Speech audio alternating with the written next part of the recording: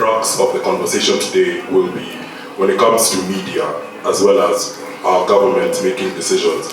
How far can the media influence, and also not just the media, but the citizenry itself, right? Because the media represents the citizens. So how far does the media influence the adoption of public policy when it comes to things like finance bill and such kinds of things? So that's why we assembled these great media influencers here with us today, just to have this conversation. And to start with, I think I'd like to pose a question, something that's been disturbing me the whole time. When it comes to media, are the media catalysts or are they conduits? In the sense that, do they shape the conversations that we have ourselves, or are they merely channels? And I think I'd like to hear a take on this from all of you. We can start with Patricia in this order. Yeah. Thanks, Martie. Thanks, Sumaya, for welcoming me here. I think media is something that I'm always very passionate about, media and data. I'm actively in the media, but in a very different way. So yeah, I'm happy to be here. On whether media acts as catalysts or conduits, I believe media acts as both, right? So as a catalyst, that's all about bringing to our attention something that we never even thought about in the first place. And for that, I think I would give an example of something even outside of policy, thinking of something in brand, in marketing, right? A colleague of mine shared with me this recently and was like, did you know that pink used to be a color for boys? Did you guys know that? So yeah, pink used to be a color for boys, and that was all started by the media. So it was started by a US American magazine, and they just wrote this piece. It was a very influential magazine at that time, in 1920s or something, and they just did this major headline of pink is for boys and blue is for girls. And that's how that trend started back then. And then later on, it was the same media that came back and told us pink is for girls and blue is for boys. Yeah. So I do think in that way, the media does act as a catalyst. They do shape a lot of our opinions and the conversations that we end up having. The media as a conduit is basically the news, right? So the media gives us the news, so gives us information on what is happening. But I think I'd also want to add that as a conduit, the media also shapes our perceptions of that very news. And I'll give an example of how. So yesterday, you said we had Mandamano. When you watch the news, those who watched news yesterday, I feel like young people don't watch news, but that's a debate I'm always having with guys in traditional media. So yeah, for those who watched news yesterday, they started with a whole range of Mandamano, this was happening in this area, this happened to the expressway, someone died, Then after was it 40 minutes, they were like, oh, the president of Iran was around. Yeah, I think you bring up an interesting point, because it doesn't mean that just because this is what we think the media does, that's its only role, But I'd also like to hear Eric's take on this. Yeah, so I think we're at a place where media is becoming more of a conduit. Previously, you'd have the media as essentially the fourth estate, as the agency through which people would understand what's happening in their country or around them, because there was no mediator for this information. You'd wait for if it was appointment viewing, you'd wait for the news at 7 or at 9, you'd wait for the paper in the morning to read about what's happening in whichever part of the country. But now that this information is emerging and it's appearing online almost instantaneously, the media's role as the conduit for this information is essentially lost, and that's why they've gone through what I term as an identity crisis for the longest time. They're trying to figure out what their place is now, that they're no longer the arbiters of this information, and they're also in a situation where they're reliant on advertising, and advertisers are able to connect with the audiences much more easily if they go online than if they go through mainstream media. So their place as the catalyst of this type of information is being lost. And with I'd say now that they're in this position where they still have clout, they still have the ability to bring people to have a panel discussion on a subject of national interest. Also, just thinking about it, looking at the reporting around Mandamana yesterday, we had a situation where a major media house was reporting about the destruction of infrastructure, and then mentioning that lives were lost as a side note, people died, but look at all this destruction on this really important piece of infrastructure. So it's not you can tell they want to talk about these issues, but then they're also subject to a government that is increasingly paying attention to them and saying, you need to pay attention to what you're saying because we're coming for you. And then the kind of tone that the government is taking now is they're essentially taking us back to the Moi days where the media was operating essentially as in the shadows, trying to not attract a lot of attention to itself, but at the same time is dependent on the government for advertising because again the issue of people aren't paying, they're not buying newspapers, they're not watching TV. To the point where this continuously comes up as a way to push the media by telling them, we can withdraw our advertising, we can withdraw all the millions of shillings that we are paying, we're meant to pay you because all of these bills haven't been paid. So they're able to wave it around and say, yes, you need to pay attention to the tone you're taking because you don't want to find yourself in a situation where that money that we owe you doesn't get paid. So it increasingly finds itself in a situation where the media is reactive rather than driving the national discussion, rather than saying these are the things that Kenyans should be talking about, or these are the things that should be important to us. But then they start focusing on trying to compete with some person who paid Elon $8 to break a story. So that's the situation that increasingly find themselves more of on the back foot, and they're trying to adapt, they're trying to understand what is happening, what is this space we're finding ourselves. And it's an existential crisis that I think they will kind of need to think through extensively before they fully realize themselves as a proper institution. Yeah, I think it's interesting that you say that because when I was watching news on one of the major ones that she was talking about, one of them was reporting on how one of the journalists, they were in the car and then of course the rioters were coming and they picked stones and then they smashed the windscreen, right? And then when you watch the 7 o'clock news and the 9 p.m. news, they start from the perspective of, okay, so Mandamana is causing destruction.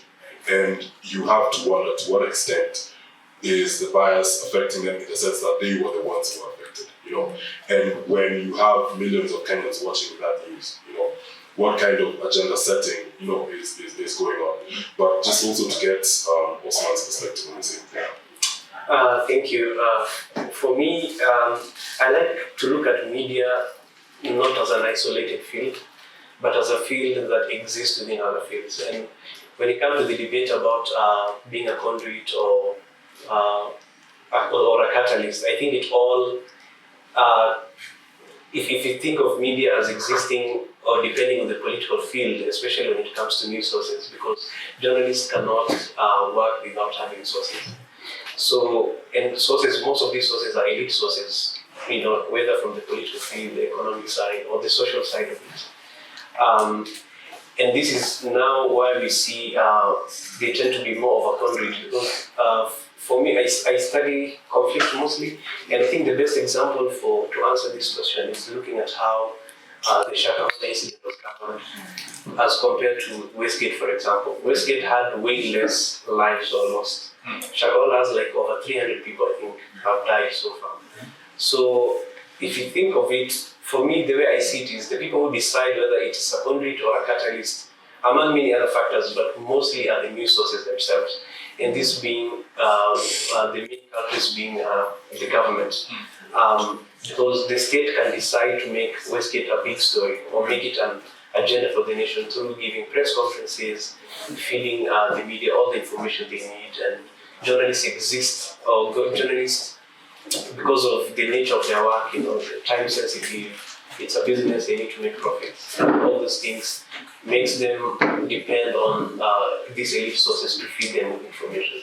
That's why you see the state will easily just kill the Shakahola story because it's embarrassing to them. No guns were involved, this is brainwashing. over 300, almost 400 people died at this moment. But still, compared to, I always say this should be a big story that will have shocked the nation. But I mean, now people are talking about other things. So for me, I see it just depends with who is feeding these journalists. But sometimes the media can be a catalyst if they decide to come up with their own story. I think she gave a good example about the pink, shifting from within the genders. But also when it comes to that, there are people who are outside the media who are involved. In that case, people in the economic field, for example, people want to make money. Yeah. So they have to feed the media this kind of information for them to act as catalysts and reproduce this kind of information until it becomes normalized. Yeah. Actually, you hit that, you hit the nail on the head, because it was started by the fashion industry. When people want to buy unisex clothes for boys and girls, we sell less. Exactly. Yeah, so you have to tell them, think it's for boys, think it's for girls. Exactly. Yeah, and I think you kind of preempted my next question when you mentioned Biscuit. And I think there were a few years ago when the Dusit attack happened, and you remember the coverage of New York Times putting African bodies on front pages, showing all the demonstration when essentially in their own cases, when it's a gunman who's gunned someone down, they avoid showing that they instead portray pictures of this was a mentally unstable person and that kind of conversation. And there was a piece that Philip Moniki, the digital editor for Citizen, did, just castigating the whole thing, right? And in the piece, he also talks about kind of the legacy of colonialism when it comes to journalism, right? So if you think about the history of our country and when the Standard and the Daily Nation was started back then, just for Osman, just to begin, what do you think are, for example, the colonial remnants, or how does the history of how our country, our continent unfolded kind of tie into and shape our contemporary newspaper culture? I think that's a very good question, and that's a debate that I always, not a debate but a conversation that I always have with my advisor, who is Kenyan actually. And one of the conclusions we have is, do we have a Kenyan media? Look at Daily Nation. Who owns the Nation Media Group?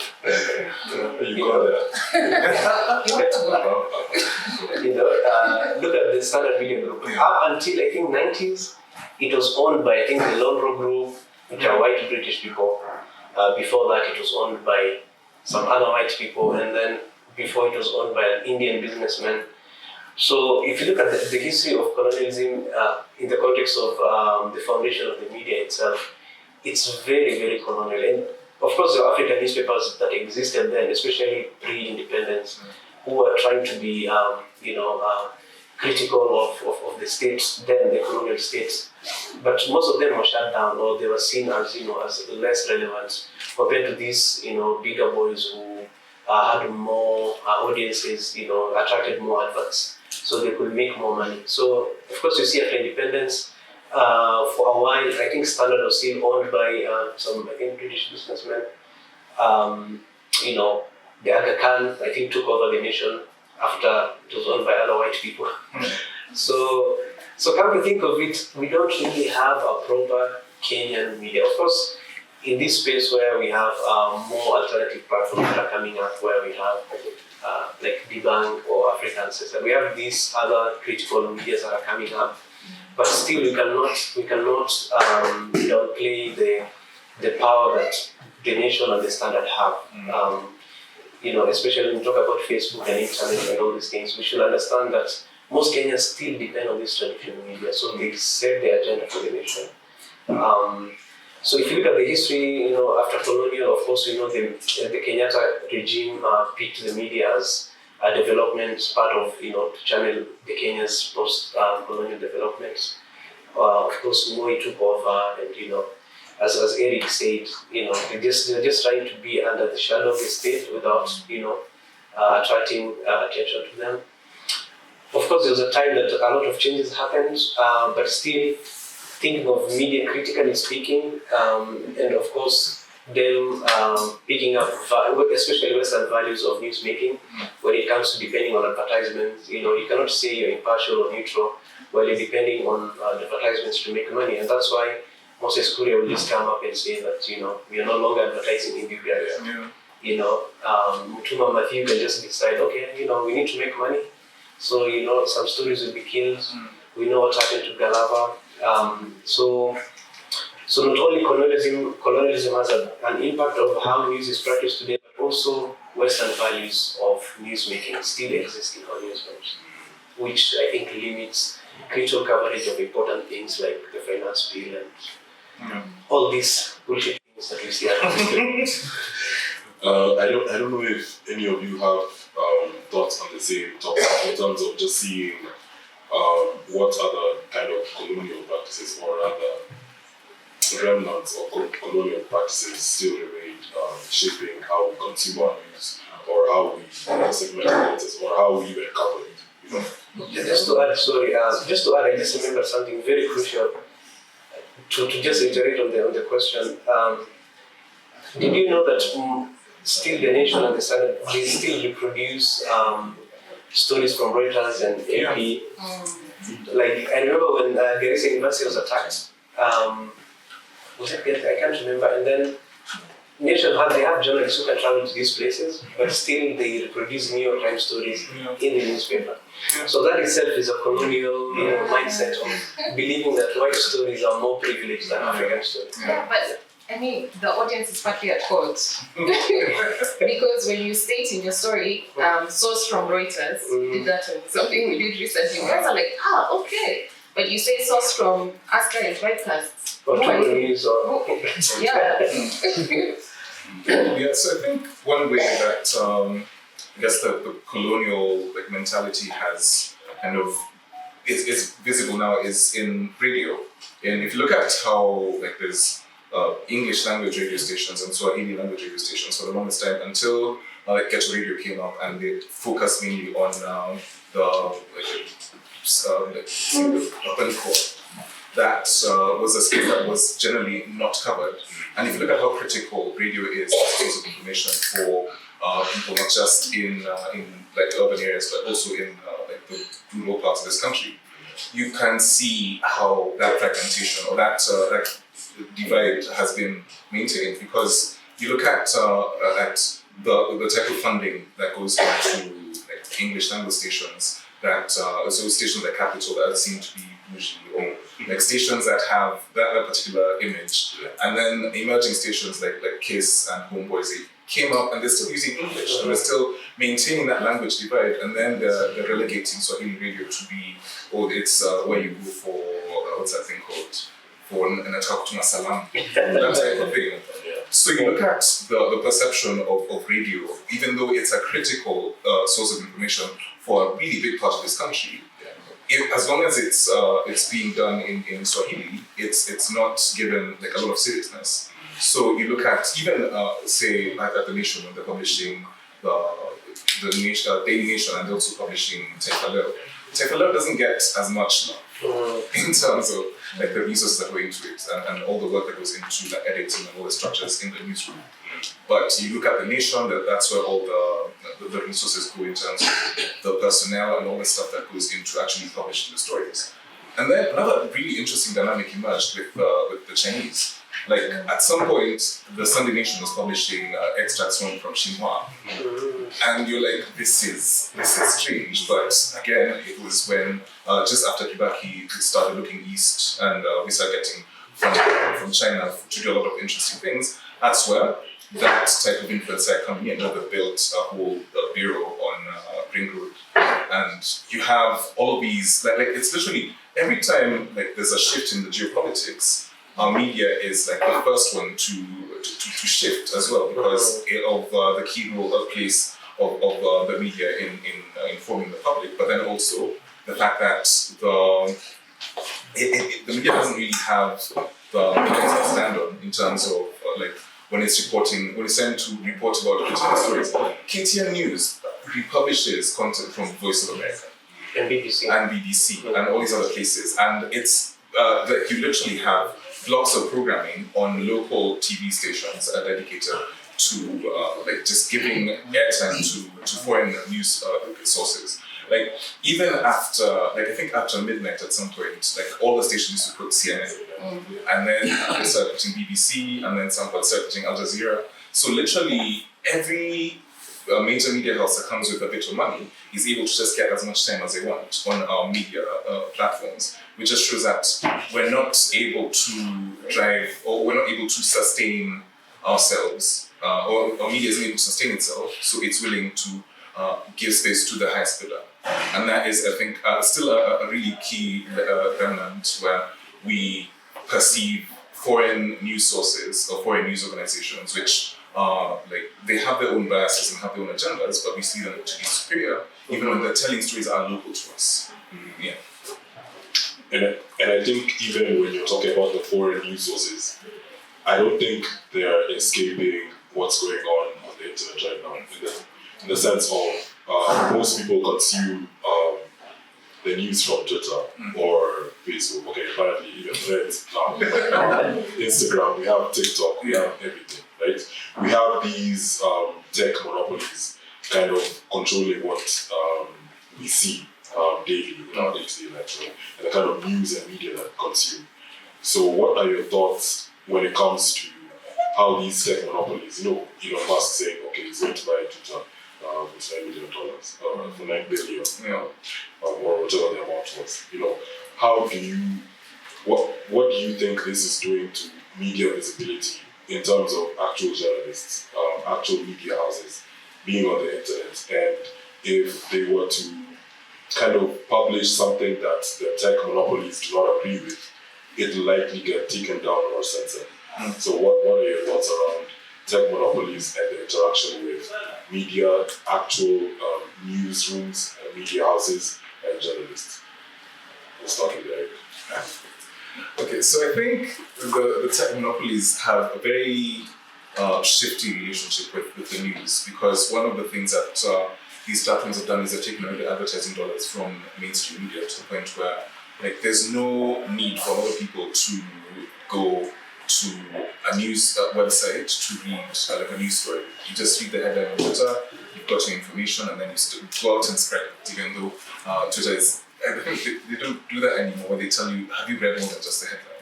But it has changed our relationship with the news to the point where it almost feels like we can pick and choose which sources we take in as like our sources of information. So previously, like again with appointment viewing, you knew if you go to KBC, it'll tell you Rais Moi alienda kanisa on a Sunday, and then if you switch to KTN, they'll tell you another story, and then you will get a very different like news story depending on which channel you switch to. But now everyone is competing for the same eyeballs. So you have this essential homogenization of content where people want their content to be as attractive as possible. So that means you're resorting to like clickbait headlines, and you're trying to sensationalize things where you take out like a key part of a headline because this doesn't give all the information and it's sensational enough for this person to click on this link to come to my website. So it has, I think we're getting to a point where every time the platforms make a major decision about the type of content people will see, it has unfortunate repercussions for us. So for example, when Facebook decided to deprioritize people sharing links, a lot of news organizations saw reduced traffic because people weren't sharing, people weren't able to see like links to their news stories. So they started resorting to let's start advertising, let's start actually buying ads on these platforms and targeting people. And then the mechanisms that these platforms are put in place for micro-targeting, they work a little too well, because once they understand that, let's say you are in your 30s, you live in Nairobi, you love tech, and you are, let's say, conservative, they'll start giving you stuff from Fox News, and you're like, I don't understand why I'm seeing content, I'm seeing Tucker Carlson all of a sudden, and you start watching, and then that becomes the basis from which you're able to like direct you to it's essentially like an A/B test. Do you like this type of content? Then let's give you more of that. And then you find yourself going down a rabbit hole without your knowledge. But because of all the data that you're giving them, all the stuff that the algorithms are picking up based on your behavior, they're able to direct you in all of these really weird ways. So our media is here, they're struggling. They don't know what to do because every time they publish some story, the only time it goes viral is if it's about sex, if it's about violence, if it's about drugs. But stories about development, people are like, it's fine, like that's nice, but that's not for me. So they start like deprioritizing key stories, critical stories, until you have other people coming in, say, like the Bill and Melinda Gates Foundation comes in and says, you know what you need to do? More health stories, here's funding to do that. So they do that, and then in that funding, you get money that's also dedicated towards advertising these stories. So you have essentially, it's an open marketplace in the newsroom where like the decision on what story to publish, what content to go with, depends on how many people it's likely to attract. And then this is based on previous metrics. If we publish a story now about Shakahola, people have heard so much about it, they're not going to click on that link. But then if suddenly you have some random story about some politician involved in like wash, they know people love wash. So you will see some random story appear, and then that's when people will start seeing things and be like, there was a story that about someone that was published and then it was taken down. It doesn't appear on the website anymore, but it still shows up on social media. So that's where it becomes an attacking point for the government to say, look at the media, they are trying to push certain narratives and certain agendas because of the types of stories they publish. So it becomes a very, it's a very weird relationship we have. Because these platforms are based in Silicon Valley. They have American ideologies about what is important, what needs to be published, what needs to be covered. And as of the most recent round of layoffs, they don't have as many policy people on the ground in the different regions that they had previously. So they don't have as much information about things like, there's an election coming up in this country, you probably need to take down like political misinformation of that kind in this particular place. So they don't have that perspective, and they're not able to get it. They are just relying on what people are clicking on and what people are paying attention to. So it's a very complicated relationship that we have because we have essentially mortgaged our futures to these people because they come to us and they tell us we will connect you to the people you know for free. But in the end, what you're doing is you're giving them the data that they'll use to target you with more information. And I think just to be open, when I was having a brief with Sumaya on moderating today, she told me not to mention the pandemic because apparently YouTube strikes it down immediately you mention it. So I've said it without saying it, Sumaya, but just based on that, when it comes to these words that Twitter or YouTube or any of the other platforms kind of want to strike out, regardless of whether or not you're providing verified information. In your experience as a researcher and a data journalist, how do you think that this then impacts kind of freedom of expression, freedom on Twitter, freedom on just posting like what we want, You asked me the question I didn't answer. That's what you're looking at me like that. Yeah, because I think that word freedom is a very tricky one, especially on digital, right? With freedom comes a lot of positives and negatives, right? So if we allow people to express themselves in whatever way they want to, as they have been doing on TikTok, on Twitter, on Facebook, what happens is loads of hate speech, loads of misinformation, and loads of disinformation. I do believe that freedom of speech should be encouraged in these platforms, but perhaps what we need to do is change who is controlling it, right?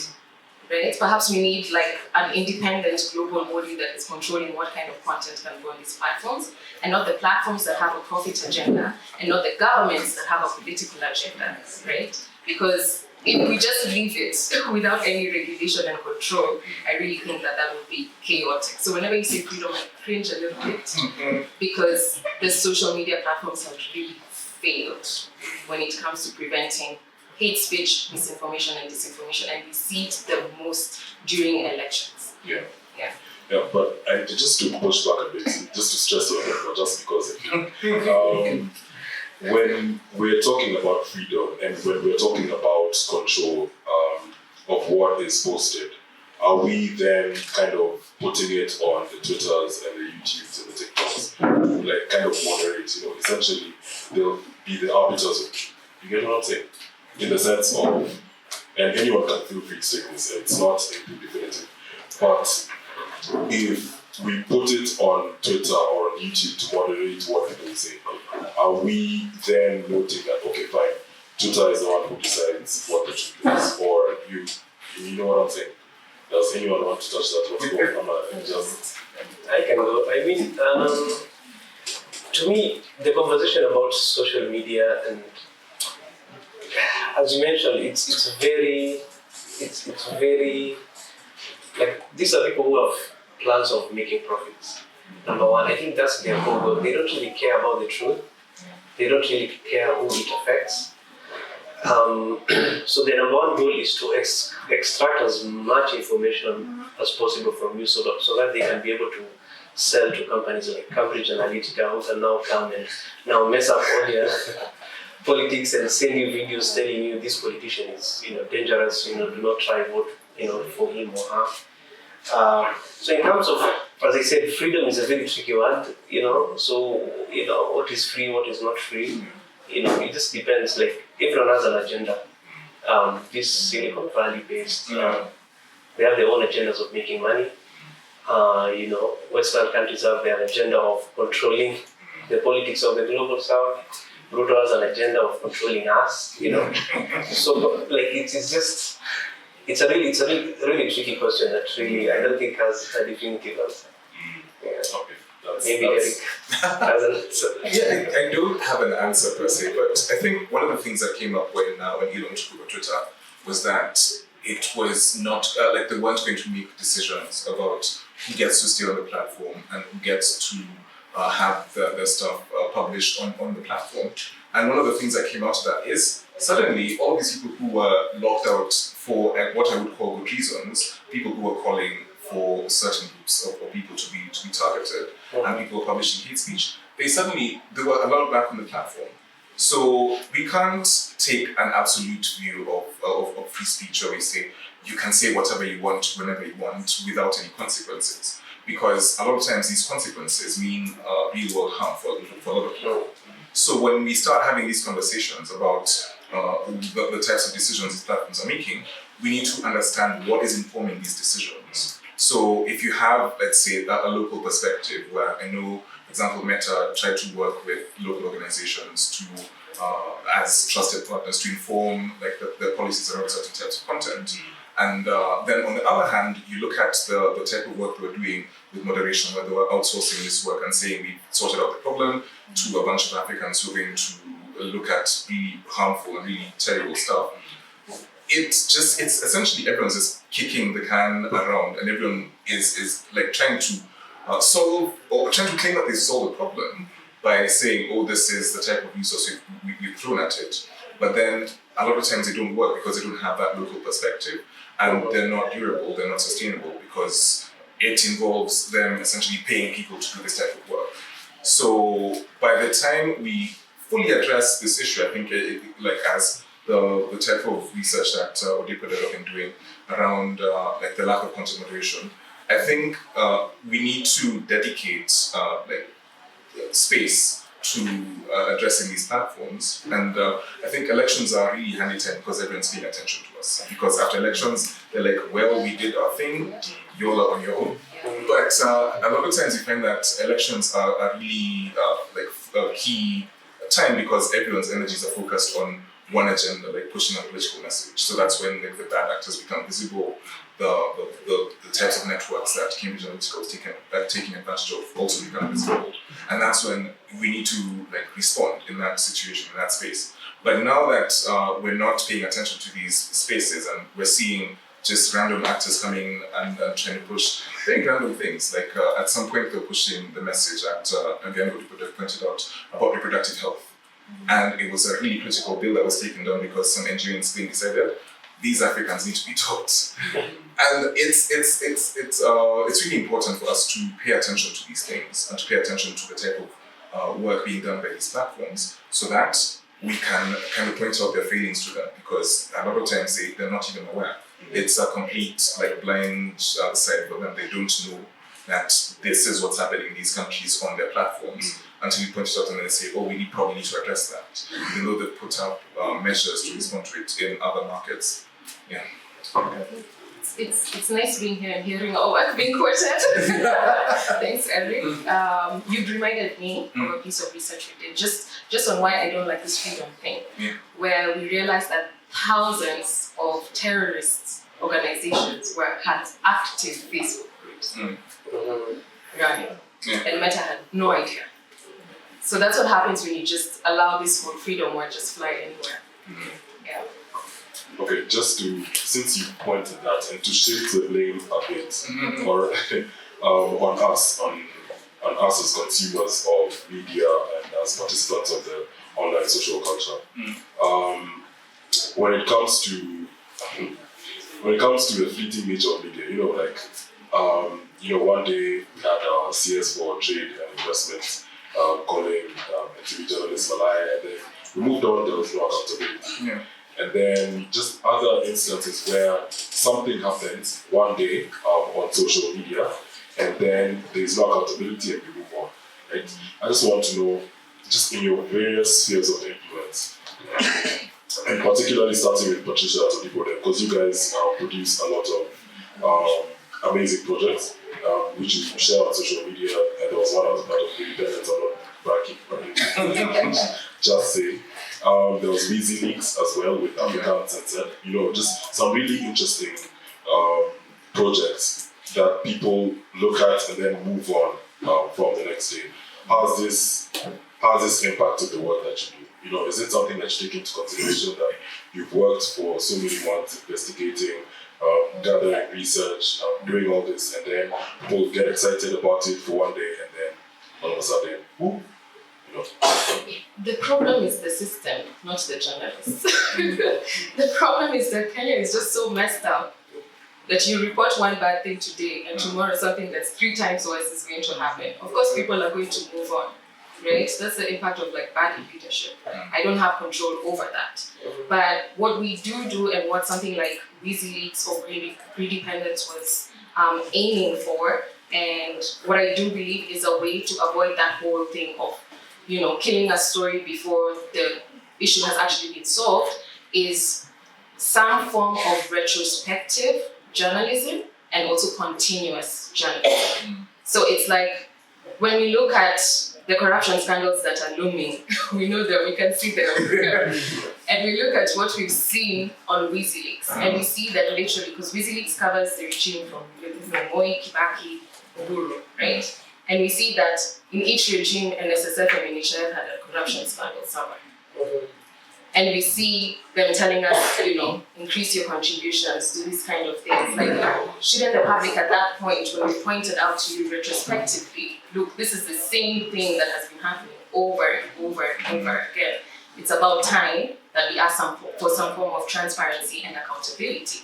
And for us, we don't stop. We're not going to stop because Kenyans have gotten to a point where they are, corruption has become such a boring story. It's like, another corruption scandal in the news again. We don't stop, we keep going. WikiLeaks Phase 2 is coming. We've gotten to a point where, I don't know if you guys do this, we have a plugin on Chrome, which if you put in that WikiLeaks extension on Chrome, it will highlight on any page that you are on Chrome, anybody who has been named as a suspect of a corruption scandal. And you'll be surprised during elections how many of those people you voted for were highlighted, right? They have a lot of corruption scandals in their past. So we don't stop. We keep reminding people what happened in the past, and we keep telling the story until the issue is solved. Osman, do you share the same view? Could you repeat the question? I think I got lost in the interpretation, especially No problem. It's when the age of fleeting video stories, how does this impact the work that you do? Patricia just said that, okay, as it don't matter. You know, as we're gonna keep it moving. Stories will keep on coming, we'll keep on telling you, if you want to ignore, that's on you. You know. So how does this then impact how you work and how you view your work and how it's received by Kenyans if you think that, you know, tomorrow they'll be up to something new? I mean, I agree with what she said, that, you know, they cannot predict what will happen tomorrow. You know, every day is a new event that is coming up, and sadly, you know, whatever happens tomorrow is worse than what happened yesterday. I think the other thing, it just reflects on the limitations, I think, of the media itself, especially how the logic of the media itself, how it's designed, and the fact that they have to depend on businesses for them to make money so that we can be able to pay journalists. You know, Eric talked about how a lot of revenues are lost because of these new platforms that are coming up. Because of that, journalists are being retrenched, some are being sacked. So that will limit the amount of journalists we have there. And at the end of the day, people will need to make a good, decent living for them to go out and, you know, cover these stories for us in a critical way, in a way that the public are able to understand this is the kind of leadership we have. So to me, it's just a mixture of like different things, not only to blame the media itself, but also the environment that they exist in. Yeah, and as we reflect on that, I think we've been taking some terms for granted, such as misinformation and disinformation. You know, when we say that, Eric, as the fact checker, please kindly make it clear for us what is misinformation as opposed to disinformation, and just give us an example if you have. Okay. So misinformation is just it's a catch-all term, and it's what's used a lot of times to refer to when false information is being circulated. And a lot of times this has been done by people who don't know it's false, or people who may not be aware of its origin, and they might believe that what they're doing is a public service. So this happens a lot in WhatsApp groups. So you have those valiant aunties who share words, and they say, "Oh, you need to." Or like this, the most recent one was this aphelion. Like the Earth is going to be furthest from the sun. That's why it's going to be cold. And this thing had been shared last year around during COVID, and then people are saying, "Oh, it's going to make the next wave worse because of the cold." And then you literally, like, if you just go on Twitter and you search for aphelion, you have so many people like sharing. It was even shared by a major media house. It was shared by, I think it was Classic on their Facebook page. And they said the Earth is going to be really fast, so be prepared for the cold weather. And you're like, if you just Google, if you just do a simple Google search, you will find that this information is false. But at that time, it had been circulating so much that the people sharing this information believed that they were doing a public service by telling people, oh, you need to stay warm because it's going to get really cold, even though there's no factual basis for this information. So in that situation, that is the actual proper instance of misinformation, where people sharing it may not believe that it's false. Disinformation, so you have bad actors actually publishing false information with the intent to cause harm. And then a lot of times this harm is either in the political space or it could be in the economic space. We've seen situations where companies are affected by false information. So, for example, when Elon again made verification open to everyone, and then people went in and created these fake accounts impersonating certain companies, impersonating Eli Lilly, and I think there's another major defense contractor that was impersonated. And then the people impersonating Eli Lilly said, we're going to make insulin free. And then the company's share price actually went down. So in that situation, it's someone who's impersonated a major corporation, and then they've been enabled by the platform to actually put out a message that was false and that was intended to cause harm to the company that was being impersonated. So a lot of times you find disinformation crossing over and becoming misinformation, because like during elections, we've seen situations where like people's characters were being aligned. Like someone comes out and says, election day, someone came out and so they posted a message saying that voters in a certain area were discouraged from coming out to vote because a leopard was seen in the bushes or something like that. And then people will see that and then they'll share it because they believe that it's true. But then the person sharing this message wants to reduce the voter turnout in that particular area. So a lot of times, disinformation will cross over and become misinformation. And then there's another type of information called malinformation, which is where you have true information that is being that's taken from a private space and put in a public space. So these are things like health records or like private conversations like our former governor is so used to doing. So you have things that happen, information that's meant to be private, but then it's being put in a public space with the intention to malign or to cause harm to an individual or an entity.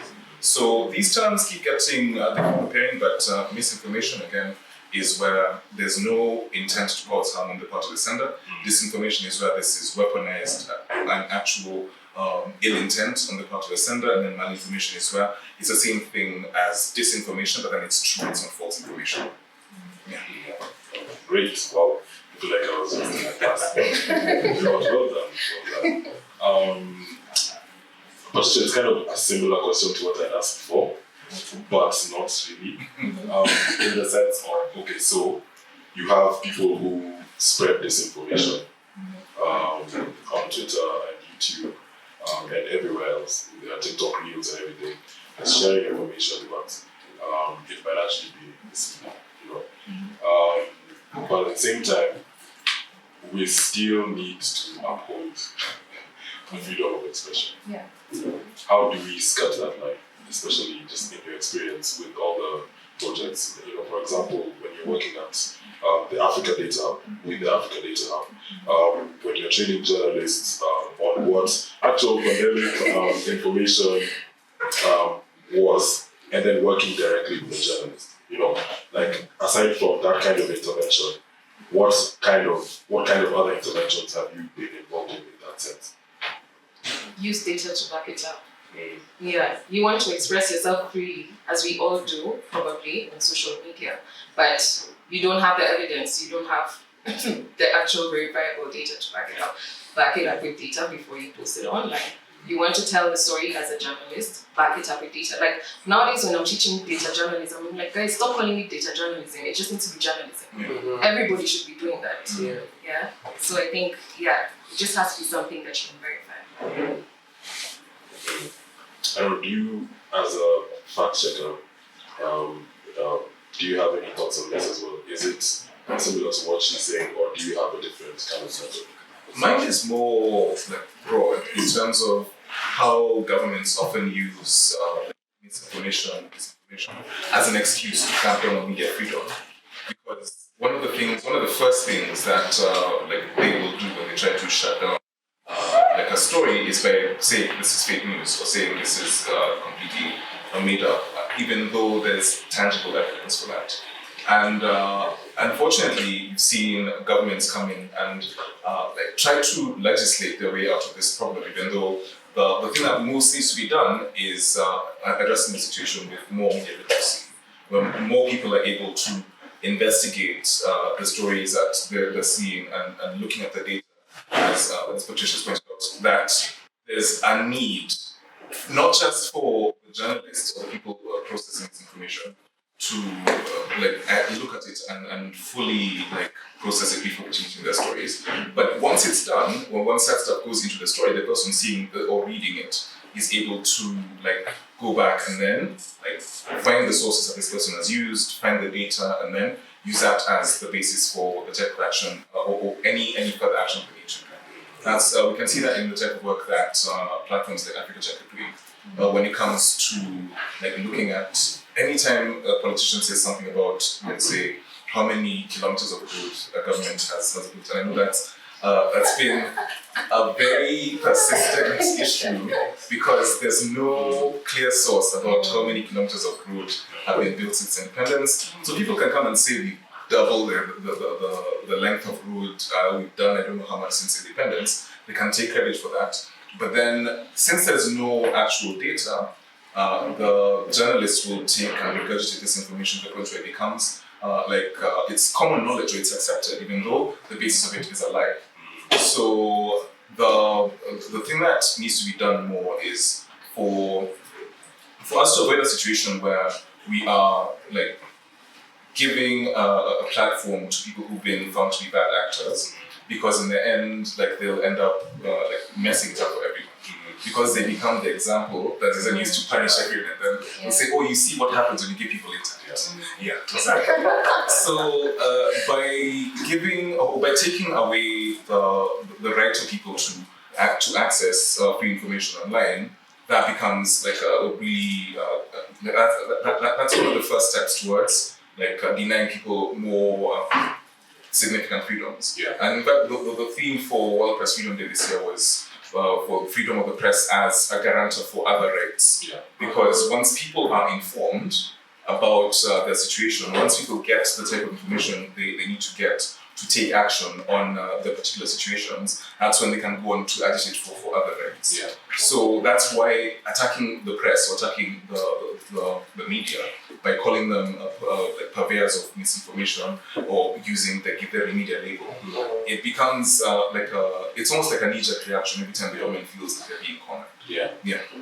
I just have a question for all of us. How many of us were, it's not a political question, it's just more of a factual question. How many of us were against the finance bill? So, okay, great. How many of us led the finance bill?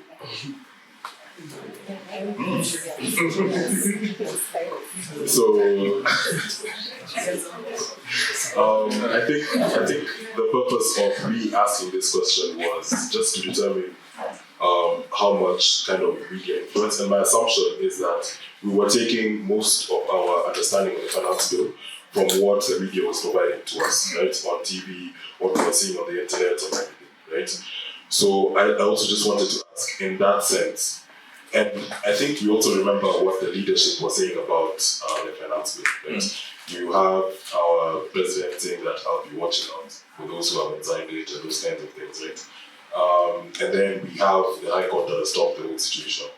But I just wanted to ask Osman, first of all, in that sense, if most of us, or everyone who put their hands up, are against the finance bill, but most of us haven't really read it, to what extent do you think the media kind of influences our decisions on things? But also, aside from that, because it kind of seemed like when the leaders now went into parliament and it was time to vote, right? The bill, passed in essence, right? The finance bill passed. The High Court has given us a temporary reprieve, right? But at the same time, the media was helping us understand that what's in this finance bill isn't necessarily what's best for the Kenyans. And the Kenyans went also, the media were interviewing Kenyans saying, Kenyans were saying, we don't want this thing, we don't want 1.5 housing levy, we don't want taxes to be increased and all those things, right? So when you're looking at it in terms of the media's influence on policy in that concrete sense, what then comes to your mind? What's the first thing that comes to your mind? What strikes you? I think just to give a bit of background before answering that question, we just came out of an election where almost the entire media was supporting the past regime. And in a way they wanted another candidate to win. That's a fact. Actually, it's something that someone who observes, like they really gave a lot of prominence to the other side of the political divide. So when this government came in, I think they came in with that idea of despite all this opposition we had, now we've won. And one of the things that I can really give it up to them is, I think they're really good in knowing how to deal with the media, especially the finance bill is a perfect example. What I came to realize is there are a lot of things that are being changed in this bill. I didn't read, but from the few things that I listened and I didn't read. It's a very complicated because I can't really pay attention. But from the few things that I watched and listened to, like there's a lot of things that they changed. The VAT was raised, I think, to 16% from 8%, among many other things. But the main thing that was in the public domain was the housing thing. That they say they're taking 3%. Half from the employer, half from the employee. And I think by them, again, it comes back to how they feed the media. One of the main agendas they started pushing is that we're taking 3% from everyone to contribute to this housing fund as a way of creating employment. So I think for a while, this was the only story that people were talking about. And like 90% of the rest of the bill, like people are not even, talking. I think Daily Nation started doing something towards, I think, a few days towards the vote. So for me, I feel like there's a way they managed to sort of keep the public busy about this one thing. Yeah. And then, 90% of the other things that were being raised were sort of left, had less scrutiny compared to what the housing bill had. So just to answer that question is, I feel like at the end of the day, the media will just report what the government sort of decides what's the agenda. I can't remember the other part of the question. I feel like I'm losing, but you get the idea of what I'm trying to say. Yeah, no, it was just in the sense of you have the media doing all this work, right? To show that the rest of us are not really happy with this finance bill, right? But this didn't look like it moved. Our leaders, they went ahead and voted it in and passed it either way, right? So when you're juxtaposing the power of the media and the people when they come together versus the power of what the government wants to do, to what extent really does the media have influence over public policy? I think they have a lot of influence. I mean, very few people have read the finance bill, but everyone has an opinion about it. And that opinion comes from the interactions they've had, either through watching the news itself or maybe through watching the tweets that are being published online, which is, it's not really comprehensive. So, and I think if you ask everyone who's opposing it, it's all because of the housing thing. Some people have no idea, the rest of the things that are, were included in the bill. So for me, I think it comes back to the question of conduits and, and as much as there are conduits, they're just reproducing what the government is saying, but also because of that, I think because most of the people cannot really exhaust the readings of such a complicated bill. And I think the media is the only institution that can really break it down for the normal Kenyan to really understand what is this bill. But the agenda sadly is, if you go all over the country and you just ask people, what do you think of the finance bill? People just talk about the housing. Yeah. Yeah, I think this it harks back to the thing I mentioned about how the media is able to give a platform to experts and to people who are able to speak to these issues.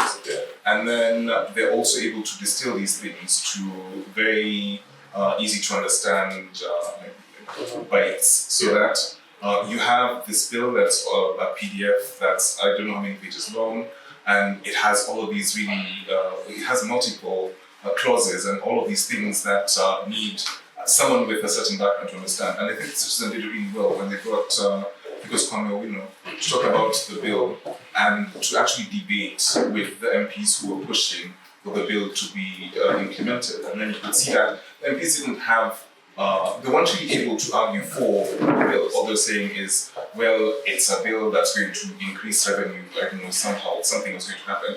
But Kwame actually explain these are the things that are wrong with this bill, and some of the provisions that are in it are completely unworkable, and it's just creating avenues for more money to be stolen.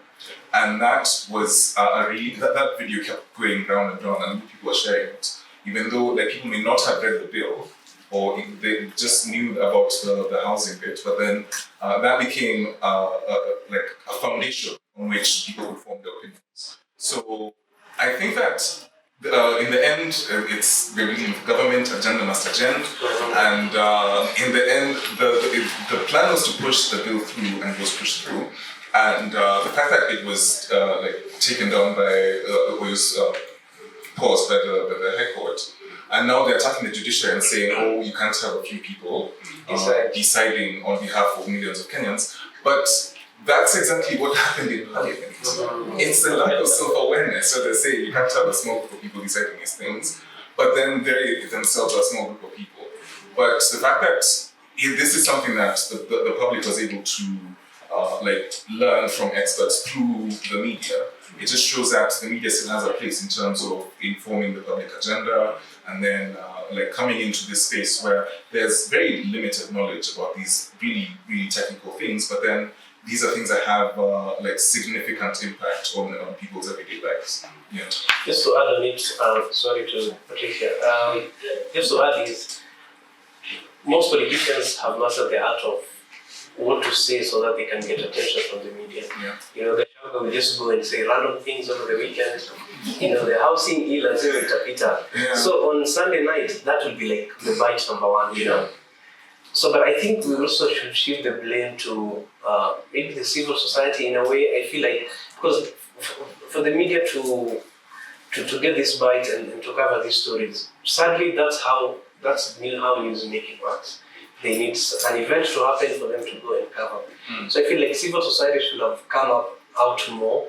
I don't know who these people are, but I think they should have, created a series of events and, attract media attention so that they could talk about these other things that the state doesn't want to talk about. Yeah. So in this case, the other, apart from housing bill, Yeah. so that people will have understand that, not only the housing, but VAT is being increased, turnover taxes, all these things are being increased, so we should also pay attention to that. Yeah, I agree. I agree in that the media has a lot of power in achieving policies still, but I don't think they're using that power. And I think the reason why they're not using that power is because they've lost their independence. Right? So the moment, it happens with every platform, the moment Facebook started change their business model to advertising, Google changed it to advertising, Google search, you now find what you want in the sixth search page, So the moment you lose that independence that media once had. I think I was asking someone, when do you remember when media actually was independent? I think maybe sometime Kibaki's time, but then never before that and never after that, right? And part of it is where their money comes from, and also where their views come from, because we love politicians. So they bring politicians to debate all these things, and we know very clearly that politicians are going to come and debate the finance bill with a political agenda. The finance bill is very much an economical issue. What Eric described is rare that they'll actually bring someone to challenge the politicians economically. Like, that's rare. Most of the time they'll just bring two politicians, maybe from opposing sides, everyone gives their own political agenda, and for them it's like, let's do a sensational thing that's gonna get viewers, that's gonna get advertising. So the moment they lose their independence, they can't shape policy. I think even Kwame, the voting, I think 2 days to the voting day. Yeah. Because even, I think when it comes to things like public participation, you find that previously that was something that was heralded as a really big part of the constitution, or now we can directly give our contributions to these things. But then you look at the media attention being given to these things, where the views of, let's say, ordinary citizens in some random parts of the country given a platform or given this visibility. The only time that happened was when people were voting for this BBI bill. The only time when they actually paid attention to what people were saying in these public platforms was when it was that, we're voting for, or country assemblies are voting for this particular issue. So you can see glimmers of they want to pay attention to these issues of national importance, but at the same time they only go where they know that they're going to get a lot of views, so it's something that's already in the public interest. So they're not driving the agenda. A lot of times it's reactive. And as a result, you find them almost on the back foot, where they start saying, when did the rain start beating us, and when were these conversations being had, even though they had full knowledge of when these things were happening. Yeah. I don't want to leave you out of the conversation, so I think at this point, just before you even proceed, if anyone has any comments or burning questions that they'd like to ask anyone on the panel. My name is Osman Mohamed. I would like to comment something and then we'll continue with my question. Kenya is a sovereign country and is one of African nations which are already advanced. I'm one of international relations and diplomacy students. Lately, I've learned that economy of Kenya is also being dominated by Western.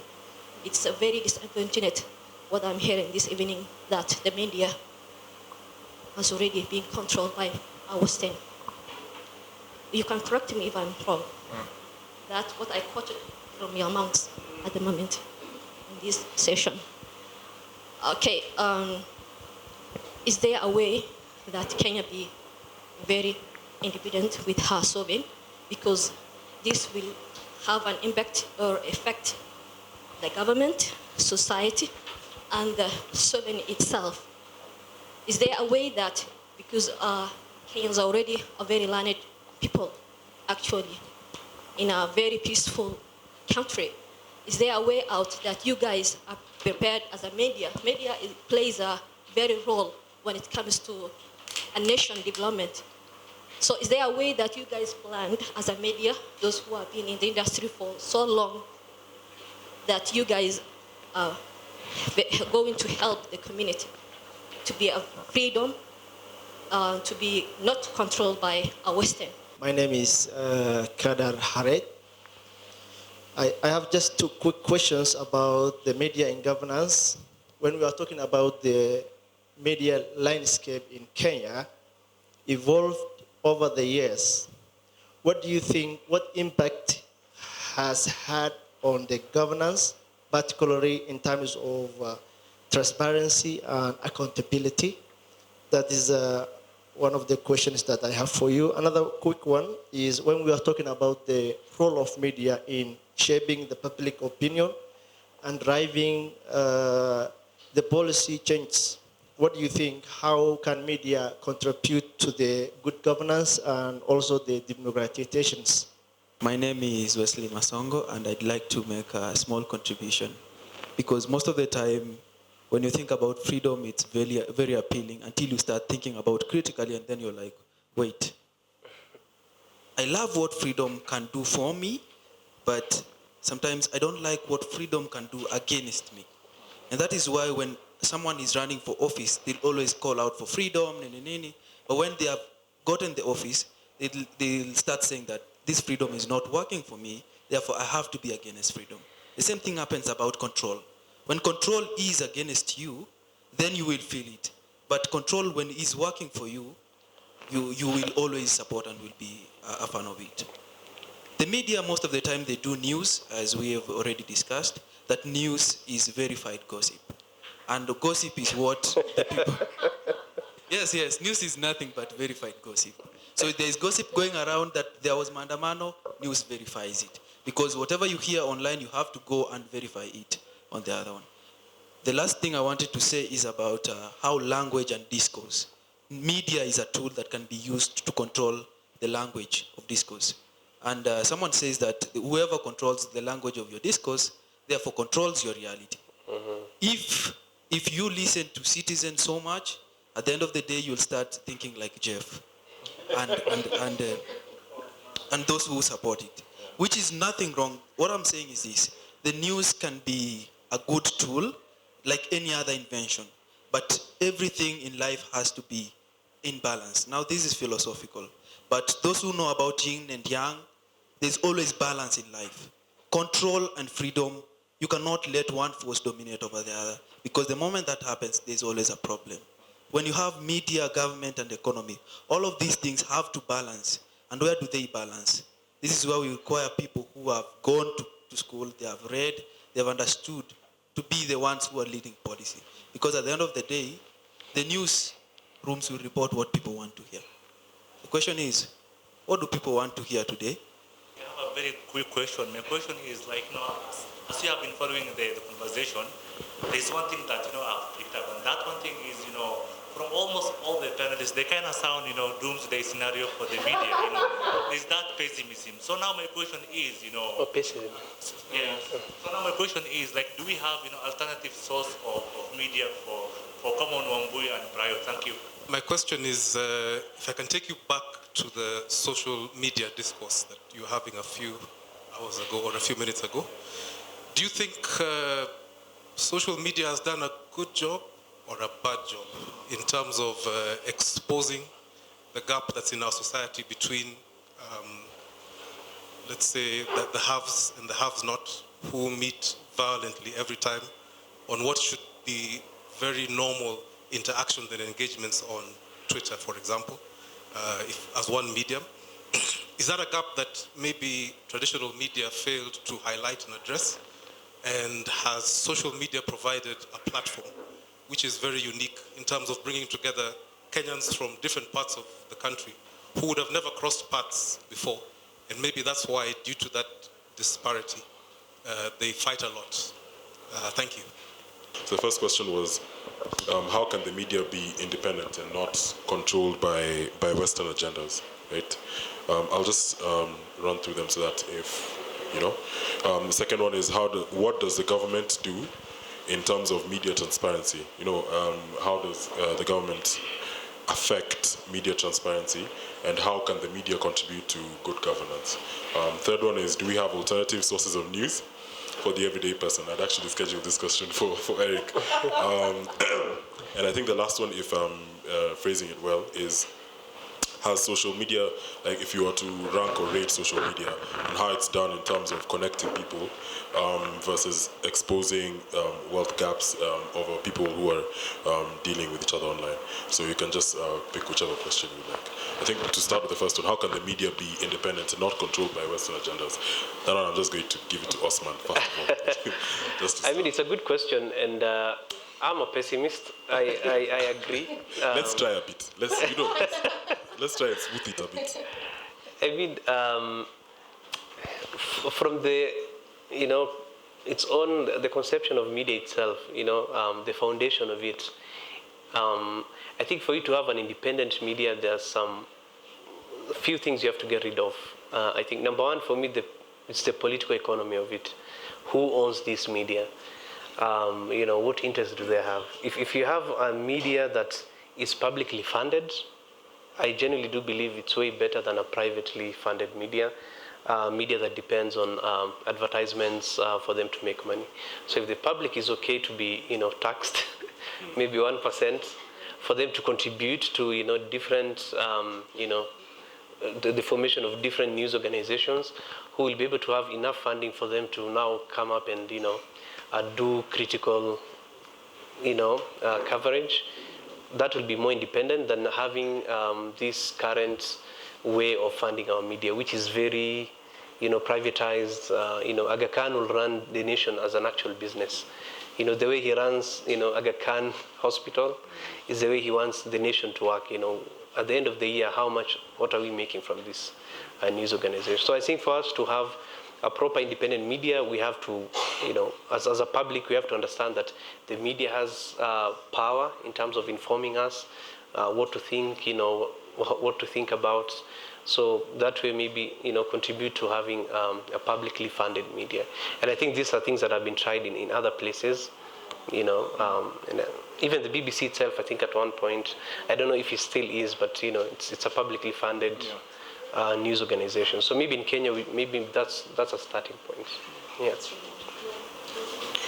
I was gonna post the audience because he mentioned something so interesting, and at first I was like, hey, if Kina Nation and Standard struggled with paywalls, who's gonna accept to pay? Exactly. But when I thought about it critically, I was like, there is news that people are paying for out there. I don't know, is there any news you guys have seen that you would pay for? African censored. Okay. that was for me. Any other examples aside from African censored? Do any of you pay for? I mean, Edgar Barry. Actually, I think that's a very good example. Actually, people pay for gossip. So if people can do that, then people can pay to read and watch very critical journalism.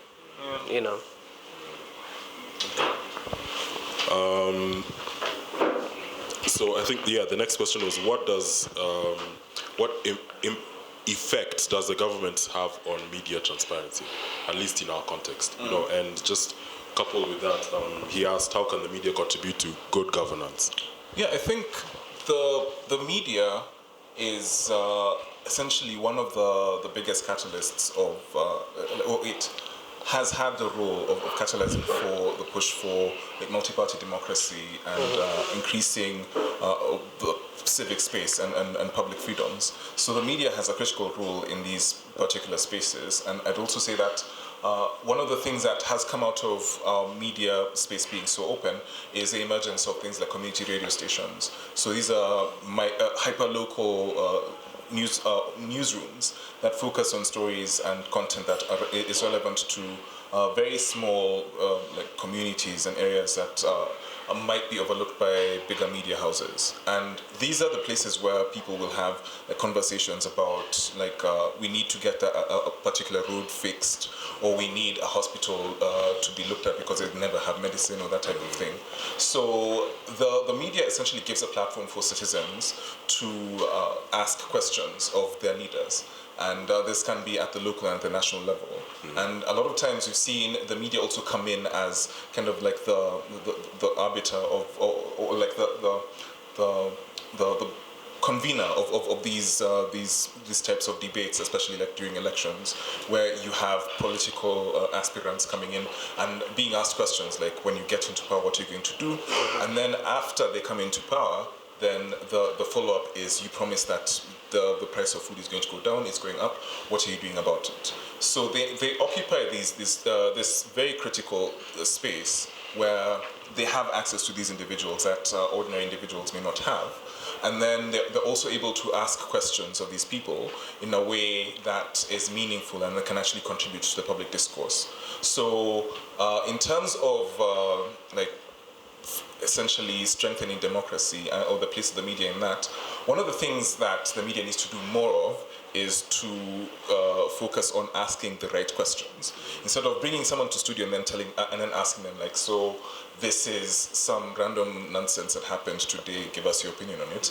They actually ask these people like those critical questions, like now that you're here sitting in studio, there are, let's say when NTV broke that story about the NHIF scandal, and there's people in charge, there's a health subcommittee in Parliament. You bring people from that committee and then you ask them like, what are you going to do about it now that you have this information, beyond just the cabinet secretary firing some people and then saying that, oh, it's all been managed. What is like this particular committee that's focusing on a particular issue? What are they doing about this specific matter? So leveraging on the clout that they have and the ability that they have to hold powerful people accountable, I think that is the biggest way that the media can actually drive democracy and then also strengthen things like public accountability. Yeah, and just to throw a bit of a spin on that, it's if the media is supposed to provide the information, right? I don't know to what extent one of its responsibilities is supposed to be ensure that good governance happens. You know, I'll just give an example of just the same thing with NTV. NTV did the whole the expose for that cost Kenyans 5.6 billion on the oil and the hiking of the prices and everything, and based on that, the CS for trade and investments then came out and had his whole tirade, right, calling the guys what he called them, right, and now based on that, they stood up for themselves. You know, I mean, to some extent, you know, that is kind of inspiring good governance. In as much as it's standing up for yourself, it's also holding the leaders to account in that you can't just speak to us the way you want to speak to us. You know, they went to the deputy president and asked, is this, you know, how you allow people in your government to speak? Does what he said stands? Are government parastatals not going to, you know, advertise with us, you know? And they forced the DP to be like, okay, I mean, in as much as it seems like you guys were supporting the other candidate, at the same time, it doesn't mean that we endorse the fact that parastatals should not be advertising with Nation Media Group, right? So I think just also in its own way, that way of standing up to those who are in power and want to misuse that power by themselves directly, you know, getting the journalists to sit there and kind of berate the CS for the bad behavior for like 5 to 10 minutes, you know, in itself, that is kind of enabling good governance if that's what they've decided to do, and kind of holding the leaders to account, you know. Those are just my thoughts. And then also this This goes to Patricia first, then Eric as well. Do we have alternative sources of news for the everyday person? Or, yeah, so Patricia can respond to that, and then Eric, you can respond to more of speaking to expert-led platforms. Osman can chime in as well. Just expert-led platforms that still have news but are not mainstream, that we can go and get news from, have access to. I do believe what social media provides, especially through credible individuals, is everyday access to the news. So if you see what Julian Zamboko gives us access to, like a lot of economical aspects that we wouldn't have understood if he didn't post it on his Twitter. I watch him, I read his Twitter, but I don't watch him on Nation. I don't know what he does on Nation.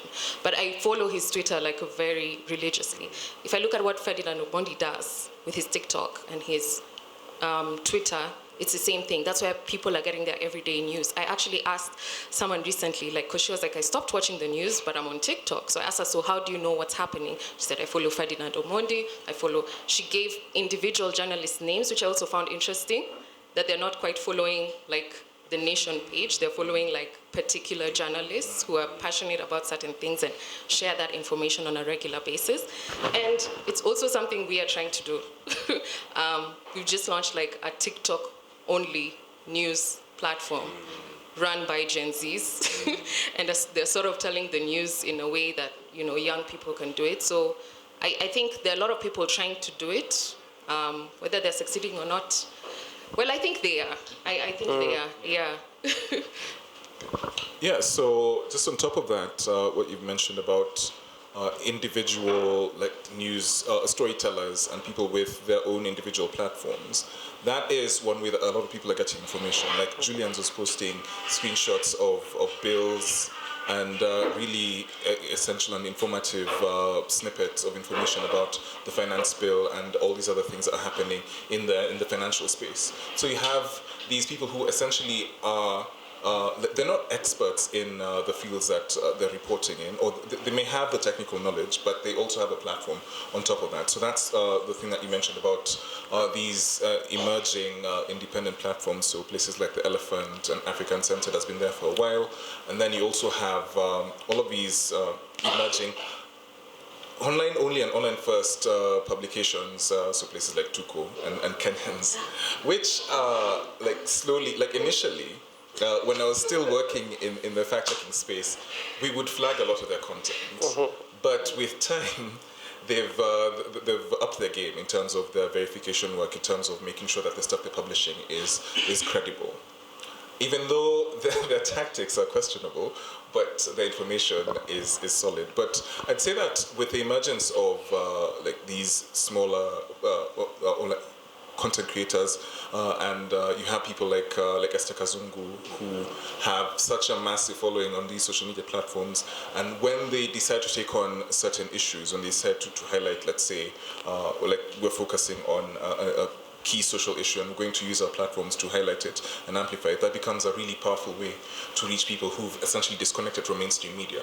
So the type of work that is being done by smaller content creators to grow their platforms by putting up relevant content and credible content is really commendable. And then on the other side, you have people who come on TikTok and then they're live streaming Mandamano and asking for donations on the other side. So it's a very interesting balance. Everyone's in it for something. Some people are doing it for the desire to influence the public and inform the public, so people have this information that they need to make critical decisions or to push their leaders to take certain actions, and that's really commendable. Yeah. For me, I would just urge people to consume those alternatives. Support them. I write for the Elephant from here and there, and I really love their work. I think they do really nice analysis. I think Debunk Media also, they're also doing a good job. So I'll just encourage people to support these news organizations, read them, support them financially even if possible. Yeah. Okay. And I think our last question from the audience, and I believe for the night, is: has social media done well or badly in exposing the wealth differences over people on social media? I just wanted to say this debate about social media. I think in Kenya we should say maybe the numbers have changed, but from the last time I checked, for example, Twitter is only people who live in urban areas. Like, it started with people in Nairobi and then, moved a bit. I mean, not everyone can access the internet, I think, all over the country. So for me, one of my arguments is traditional media still has a lot of power. Yeah. Social media, yes, it's there, but, it has its own different way of doing things. But still, in the context of Kenya and also largely Africa, traditional media still plays, a powerful role in setting the agenda. Social media, most of these traditional media also have huge following online. Still, they have their own sort of power within those spaces. But again, I don't want us to, glorify social media because these are Silicon Valley. First of all, they're owned by white people who have a history of colonialism and all these white supremacy things that we see each and every day. Elon Musk, everyone knows his history. These are people who have an end goal, and the end goal is to, extract as much information as they can from us so that they can sell to third-party companies and, just to make money out of us. So for us, I want us to, yes, think of social media, but also think of it critically. Don't just, think that Twitter is the answer to everything or Facebook is the answer to everything. No. I think just to echo that, somebody challenged me when I was talking a lot about, impact of social media and news and everything. And they were like, because they live in Kitale, and they were like, in these areas, people will still be like, nilisikia kwa news. And kwa news is what was on Nation and KTN. Yeah. And that's what majority of them are saying. So it's true, we can't dismiss, traditional media is still a big thing, yeah. So I'd say social media is it tends to inflate one's perception of the world because you're essentially surrounding yourself with people who echo your views and your perspective of the world. Yeah. And if you had asked me this question, I'd say 10 years ago, in the midst of the Arab Spring, where people were going on Facebook to organize and to get or to push for revolutions, and then these social media platforms were the platforms that enable these interactions, and I'd probably agree. But now that essentially they've just become platforms through which they're able to monetize every single aspect of your life, I would say we need to approach it a lot more critically. And as Osman and Patricia have said, mainstream is still king in a lot of places.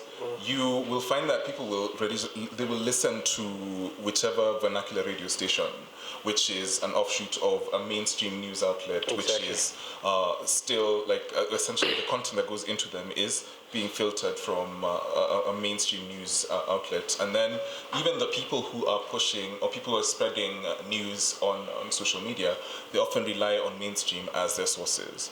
And because of that, I think we're still in a situation where find the class divide or the gaps are still kind of there, and this is being amplified in these situations where you see what the government is doing for themselves versus what they're doing for the people.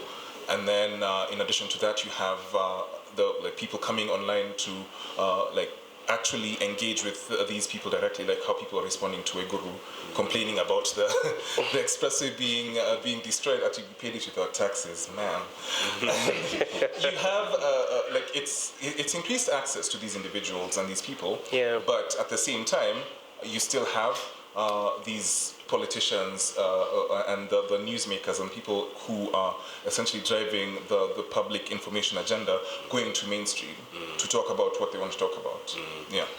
Also, just to add one more, I think, thank you for bringing up the Arab Spring example, because people are really obsessed with Facebook and Arab Spring and Twitter, glorifying it for enabling. Actually, they were saying that, Silicon Valley, we came up with these platforms, now we're making Africans change their leaders.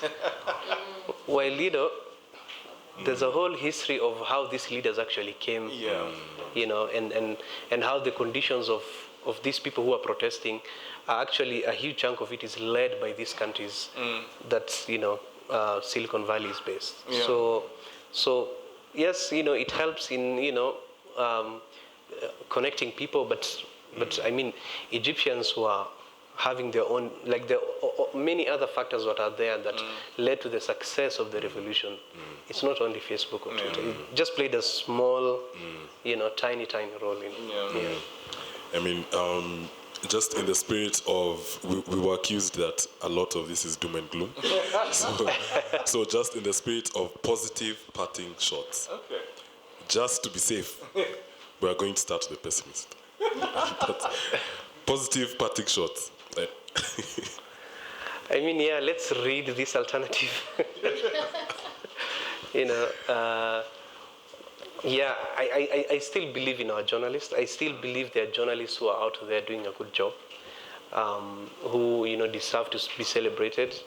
The only thing is just they work in a condition that sometimes limits their own agencies. But I still believe that there's a good work that is being done out there, and by journalists who work in this mainstream media, but also this upcoming alternative media. And I think these are guys who are supposed to be supported by us, especially people who are really interested with genuine, governance and, critical coverage of things that really affect us. So I think kudos to them, and I think we should really support them. Yeah. Yeah, I'd echo that. I'd say support independent media, and it's also really important for us to amplify the good stories that we see, because a lot of times our knee-jerk reaction is you see something bad, you're like, as many people as possible need to see this. But when it's good stories, when it's positive stories, the reaction tends to be a bit different. But we also need to be a lot more conscious of where we're getting information. So that's what I'm saying, independent platforms like The Elephant and Odipodev and Debunk and all these other really fantastic sources of platforms that exist, that are emerging. They are coming into a space that's already very, contentious, and they're doing some really brave work, and that's really commendable. And I'd say that because of the work that they're doing, and in addition to the work that a lot of mainstream journalists are doing that doesn't get recognized, it's important for us to just recognize the work that these journalists are doing, even though it's thankless a lot of times, but someone has to do it. True. Unfortunately, I have the same sentiments. Because I look at some of the documentaries Africa Uncensored has done, and I'm like, how did this not become like a global story? Like, they're doing such excellent work. There are a lot of independent, people who are actually independent journalists doing great work. We don't share enough of their work.